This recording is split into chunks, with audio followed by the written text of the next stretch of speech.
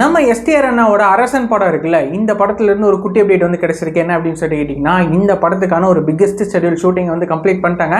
இந்த விஷயத்தை இப்போ அஃபிஷியலாகவே வந்து சொல்லிட்டாங்க. இந்த அரசன் படமும் வந்துட்டு அந்த படம் வந்துட்டு கிட்டத்தட்ட இந்த படத்துக்கான அந்த ஃபினிஷிங் ஸ்டேஜில் வந்து இருக்குது. இந்த அரசன் படத்துக்கு ஒரு மிகப்பெரிய எக்ஸ்பெக்டேஷனே இருக்குது.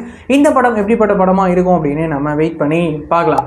அதுக்கப்புறமா நம்ம ஜெயம் ரவி அண்ணா இருக்கார்ல, அவரோட நடிப்பில் உருவாக்குற கராத்தே பாபு படம் இருக்குல்ல, இந்த படத்துக்கான ரிலீசிங் டேட்டை சொல்லிட்டாங்க. இந்த படத்தை வர ஆகஸ்ட் 28 தேட்டர்ஸில் ரிலீஸ் பண்ண போகிறாங்க. நம்ம ஜெயம் ரவி அண்ணாவோட இந்த கராத்தே பாபு படம் எப்படிப்பட்ட படமாக இருக்கும் அப்படின்னு நாம் வெயிட் பண்ணி அதுக்கப்புறமா நம்ம கவின் அண்ணா நடிக்கிற ஒரு புதிய படத்துக்கான டைட்டில்லாம் ரிலீஸ் பண்ணியிருக்காங்க. இந்த படத்தோட டைட்டில் என்ன வச்சுருக்காங்க அப்படின்னா, பேர் சொல்லும் பிள்ளை அப்படின்னு சொல்லிட்டு இந்த படத்துக்கான டைட்டில் வந்து வச்சுருக்காங்க.